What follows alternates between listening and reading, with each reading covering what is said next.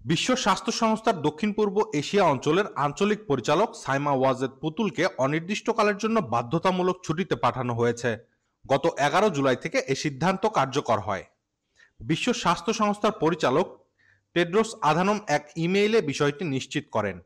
তার স্থলাভিষিক্ত হিসেবে দায়িত্ব নিচ্ছেন সংস্থার সহকারী মহাপরিচালক ক্যাটরিনা বহমি, যিনি 15 জুলাই নয়াদিল্লিতে দায়িত্ব গ্রহণ করবেন। 2024 সালের জানুয়ারিতে পুতুল এ পদে দায়িত্ব নেন, তবে শুরু থেকেই তার নিয়োগ নিয়ে বিতর্ক ছিল। দুর্নীতি দমন কমিশন তার বিরুদ্ধে প্রতারণা, ক্ষমতার অপব্যবহার ও জালিয়াতির অভিযোগে 2টি মামলা দায়ের করে। অভিযোগে বলা হয় পুতুল শিক্ষাগত যোগ্যতা ও সম্মানসূচক পদের বিষয়ে মিথ্যা তথ্য দিয়েছেন এবং সূচনা ফাউন্ডেশনের নামে $2.8 মিলিয়ন আত্মসাৎ করেছেন।